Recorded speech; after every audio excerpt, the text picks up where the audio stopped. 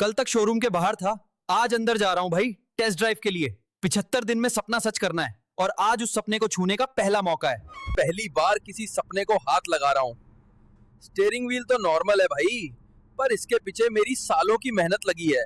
75 दिन में मैं याद दिलाऊंगा कि सपने सिर्फ देखे नहीं, चेस भी किए जाते हैं। आज सीट मिली है, कल ओनरशिप भी मिलेगी, याद रखना। टेस्ट ड्राइव है ये, पर मेरे लिए ये ट्रेलर है उस फिल्म का जो मैं लिखने वाला हूँ। स्टीयरिंग में कॉन्फिडेंस है और आंखों में रोड मैप। मैं चौथा हो सकता हूँ, पर मेरा विजन बड़ा है भाई। 75 दिन में मैं प्रूफ बन जाऊंगा कि बंदा छोटा हो सकता है, सापना नहीं। बस इतना ही था टेस्ट ड्राइव, लेकिन मेरे लिए ये जिंदगी का रियल मोमेंट था। कार मैंने छोड़ी है, पर मोटिवेशन लेके जा रहा हूँ।